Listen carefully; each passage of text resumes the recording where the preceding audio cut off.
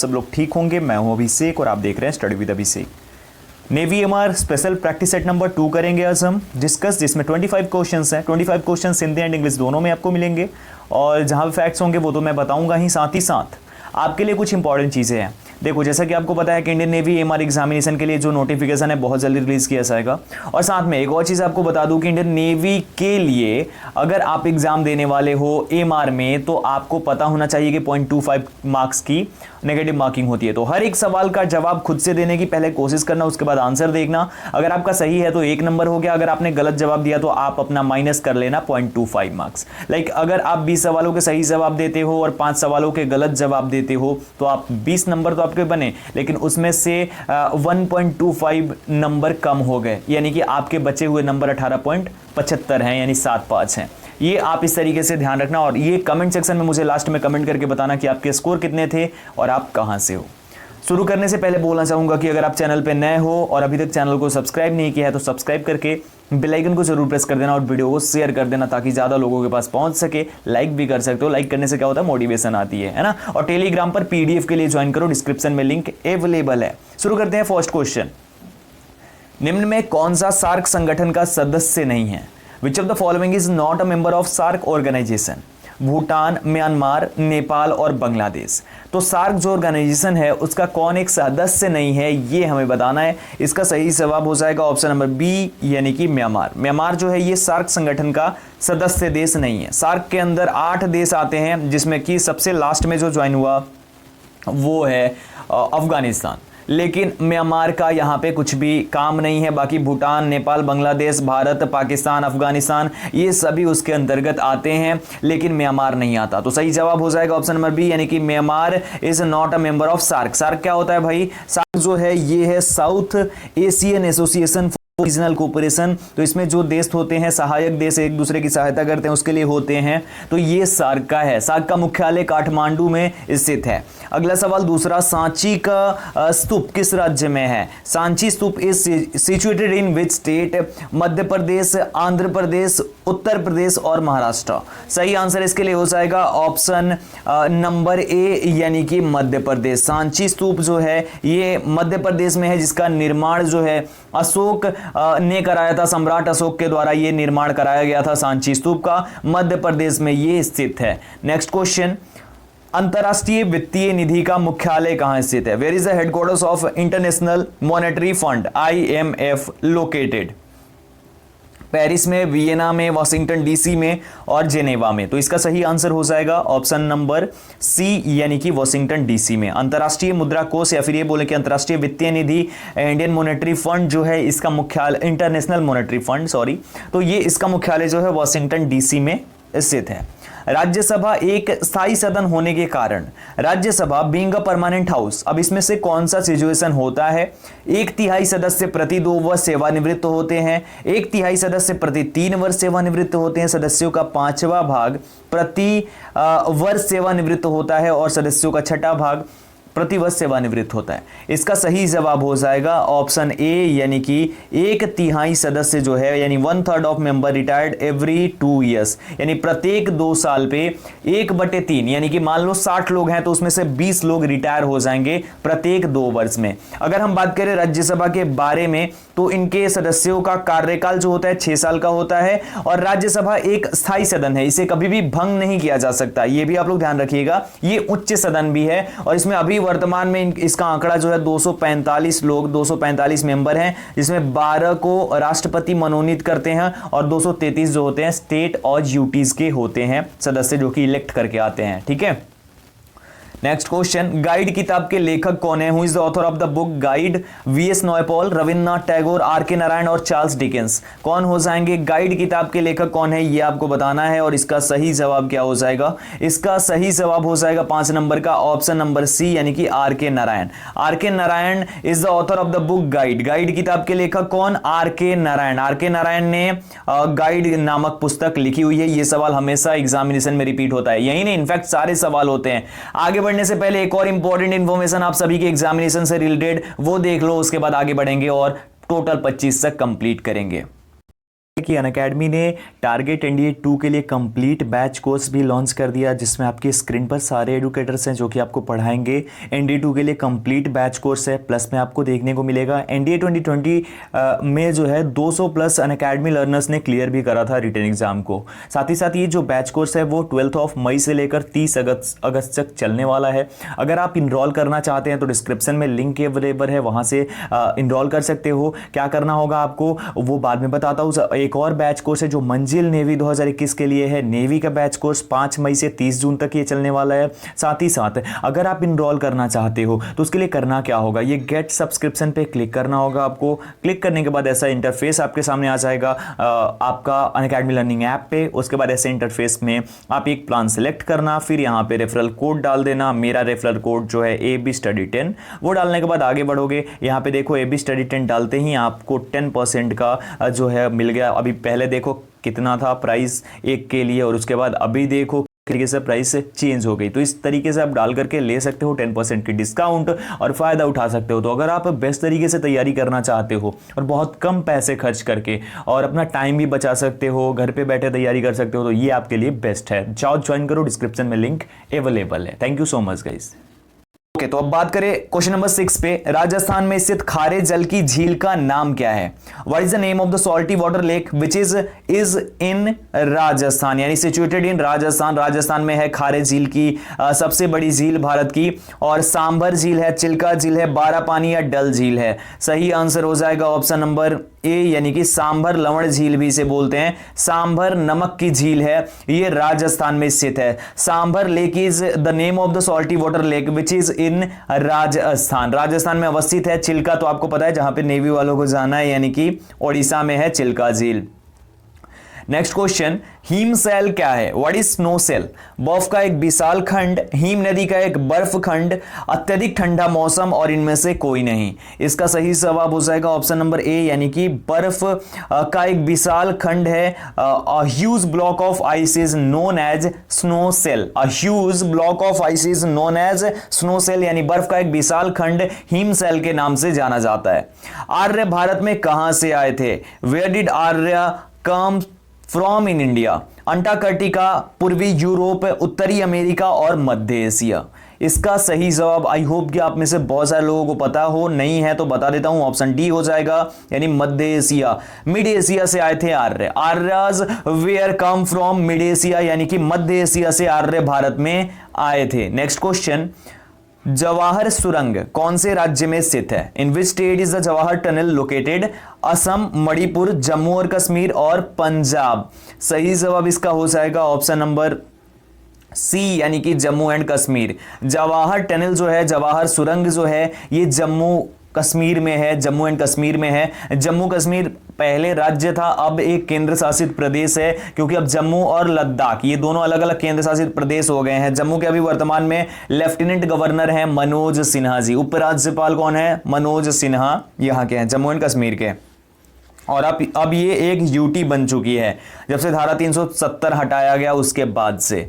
अगला सवाल, पुलित्जर पुरस्कार किससे जुड़ा है? With whom is the Pulitzer prize associated? Journalism, शांति, औद्योगिक और इनमें से कोई नहीं। पुलित्जर पुरस्कार किस क्षेत्र में उच्च योगदान के लिए दिया जाता है? तो इसका सही जवाब हो जाएगा ऑप्शन नंबर ए, यानी कि जर्नलिज्म में, यानी पत्रकारिता में उच्चतर योगदान के लिए पुलित्जर पुरस्कार दिया जाता है। Pulitzer prize is associated with journalism, that is the correct answer. अगला सवाल आपकी स्क्रीन पर, अलमटी बांध किस नदी पर है? On which river is the Almatti dam located? Narmada, Kaveri, Krishna और महानदी। क्या हो जाएगा इसके लिए सही आंसर?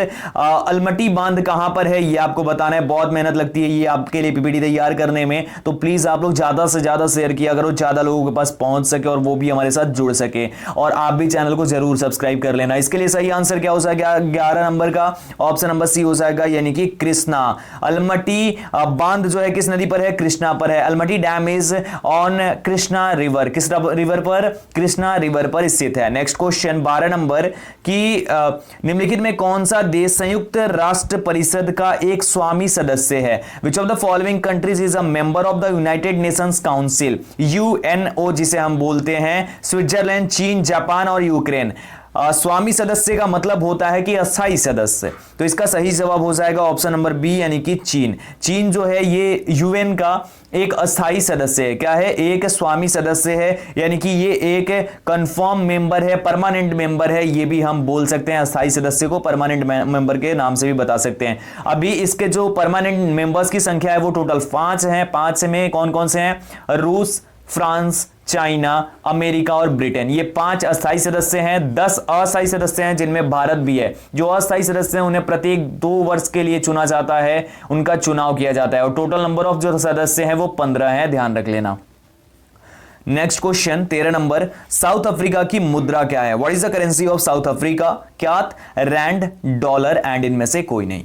इसका सही जवाब हो जाएगा हमारा ऑप्शन नंबर बी यानी कि rand. Rand is the currency of South Africa. South Africa की मुद्रा क्या है? रैंड है। Rand is the currency of South Africa. Next question क्या है? दांडी यात्रा किस कानून को तोड़ने के लिए की गई थी? The Dandi march was done to break which law? शराब, नमक, अनाज और कपड़े। इसका सही जवाब हो जाएगा ऑप्शन नंबर बी यानी कि नमक कानून को। दांडी यात्रा नमक के कानून को तोड़ने के लिए की गई थी। The Dandi march was done to break salt law, इसे तोड़ने के लिए, इस कानून को तोड़ने के लिए की गई थी। ये जो है 1930 में ये किया गया था। इसको हम सभी ने अवज्ञा आंदोलन के नाम से भी जानते हैं, और महात्मा गांधी ने ये किया था दांडी मार्च, और इसकी जो टोटल लंबाई थी, जितनी दूरी तक ये लोग चले थे, जो मार्च हुई थी, आई थिंक 385 या 388 किलोमीटर के आसपास थी, और ये वहीं हुआ था नमक कानून को तोड़ने के लिए। गुजरात में हुआ था, क्योंकि आपको पता है कि गुजरात में नमक का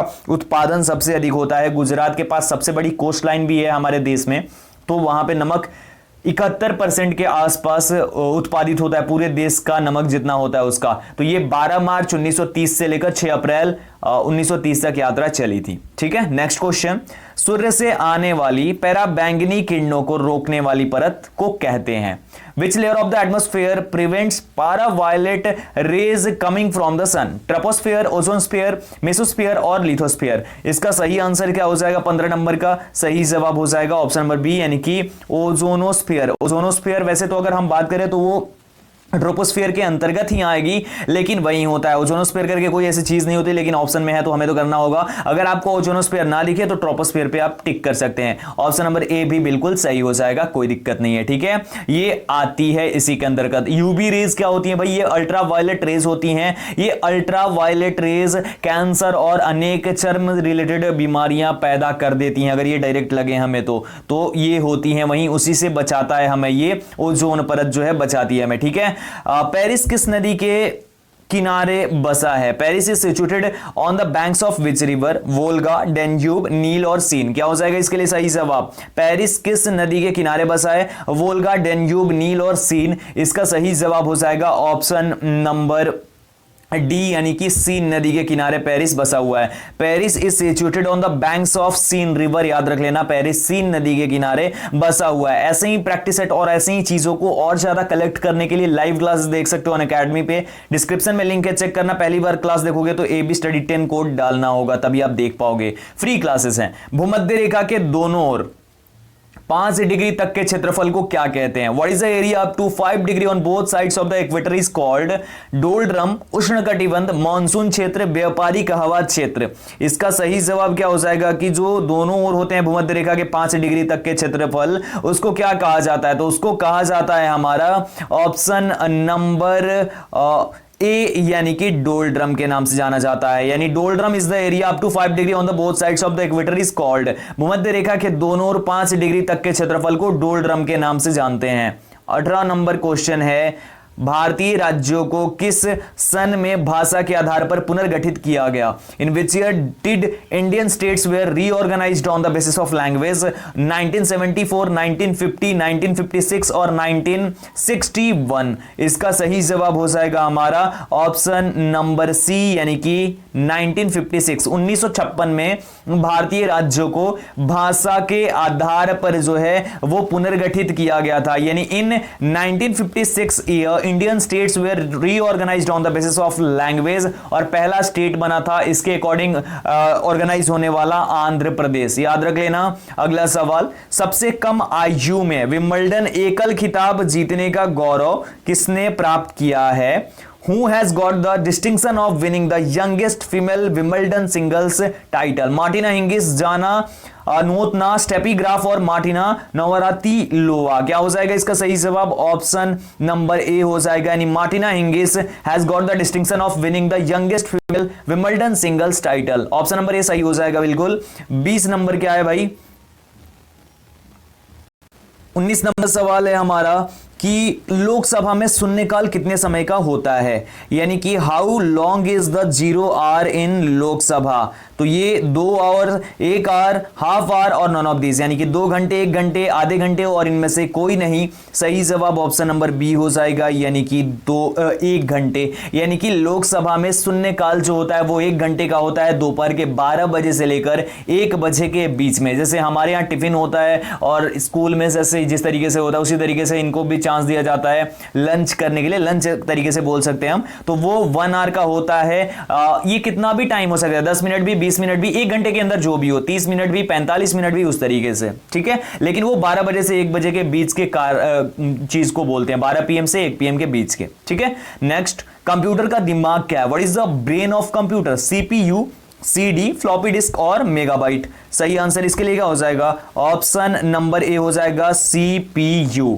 CPU is the brain of computer. किसी भी कंप्यूटर का ब्रेन जो है वो CPU होता है। अब आप लोगों के लिए जैसा कि मैं डेली टास्क देता हूं, तो डेली टास्क में आज का टास्क ये है कि आपको CPU तथा CD का फुल फॉर्म बताना है। CPU का फुल फॉर्म, CD का फुल फॉर्म कमेंट सेक्शन में आप जरूर बताएंगे कि क्या होता है। और जो मैंने पिछले प्रैक्टिस सेट में दिया था टास्क, तो उसमें मैंने पूछा था कि राजा राम मोहन राय ने एक और चीज की स्थापना की थी, वो क्या था? तो उसका जवाब आप लोगों ने दे दिया है।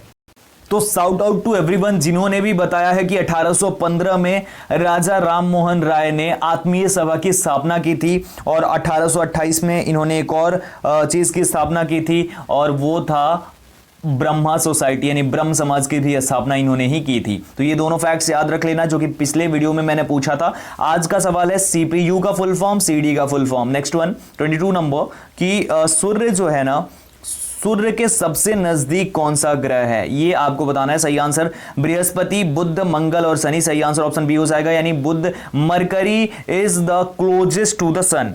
Mercury planet is the closest to the sun, यानी कि बुध ग्रह जो है ये सूर्य से सबसे नजदीक है। 23, द्रोणाचार्य पुरस्कार निम्न में से किससे संबंधित है? Dronacharya award is related to which of the following? Dronacharya award is related to which of the following, ये बताना है। इसका सही जवाब क्या हो जाएगा? खिलाड़ी, खेलों के प्रशिक्षण, फिल्म और वीरता। सही आंसर इसके लिए हो जाएगा ऑप्शन नंबर बी, यानी कि खेलों के प्रशिक्षण। द्रोणाचार्य जो थे अर्जुन के गुरु थे, एकलव्य के गुरु थे, इन सब के गुरु थे ना, तो गुरु को ही दिया जाता है, यानी कोचेस को दिया जाता है, स्पोर्ट्स के कोचेस को दिया जाता है, जो अच्छा योगदान देते हैं उनको दिया जाता है द्रोणाचार्य अवार्ड। तो ये खेल से संबंधित अवार्ड है। अगला सवाल कि यूएस ओपन टेनिस प्रतियोगिता लगातार 5 बार किसने जीती है? Who has won the US Open tennis competition 5 times in a row, लगातार? Rafael Nadal, Roger Federer, Jimmy Connors, John McEnroe. सही आंसर इसके लिए हो जाएगा ऑप्शन नंबर बी, यानी कि रोजर फेडरर ने 5 बार लगातार यूएस ओपन टेनिस प्रतियोगिता जीती हुई है, यानी Roger Federer has won the US Open tennis competition 5 times in a row. That is the correct answer, option B बिल्कुल सही हो जाएगा 24 नंबर का। और अगला सवाल आपके स्क्रीन पर, दिल्ली में स्थित शांतिवन समाधि किसकी है, ये है पूछा जा रहा है। Shantivan samadhi located in Delhi is of Indira Gandhi, Jawaharlal Nehru, Lal Bahadur Shastri और राजीव गांधी। इसका सही जवाब हो जाएगा ऑप्शन नंबर बी, यानी कि जवाहरलाल नेहरू की जो समाधि स्थल है उसे शांतिवन समाधि बोलते हैं। इंदिरा गांधी के समाधि स्थल को शक्ति स्थल के नाम से जानते हैं। लाल बहादुर शास्त्री जी का विजय घाट है और राजीव गांधी का वीर भूमि है। ये आप चारों याद करके रख सकते हैं, ये चारों फैक्ट्स आप लोगों के लिए। तो कहीं पे वीडियो में कोई फैक्ट आपको गलत लगता है कमेंट सेक्शन में कमेंट करके जरूर बताना। वीडियो कैसी लगी है ये भी आप लोग जरूर बताना। साथ ही साथ वीडियो को ज्यादा से ज्यादा मात्रा में लाइक, शेयर एंड सब्सक्राइब करना चैनल को। डिस्क्रिप्शन में अनअकैडमी प्रोफाइल का लिंक है, वहां जाकर ज्वाइन करो, जुड़ो, वहां पे 3 क्लासेस होती हैं डेली की, वो भी आप देख सकते हो फ्री में, कुछ भी पे नहीं करना है, बस आपको पहली बार लाइव क्लास देखते टाइम एक कोड डालना होगा, वो कोड है AB Study 10। ये कोड डालोगे आप फ्री में उस क्लास को देख पाओगे, कोई भी चार्ज आपसे नहीं किया जाएगा। तो जाकर ज्वाइन करो, चैनल पे नए हो तो चैनल को सब्सक्राइब करो, टेलीग्राम पर PDF के लिए जुड़ो, डिस्क्रिप्शन में टेलीग्राम चैनल का लिंक मौजूद है। अभी के लिए इतना ही, मिलता हूं एक और वीडियो में, तब तक अपना ख्याल रखिए, अपनी फैमिली का ख्याल रखिए। Thank you so much guys.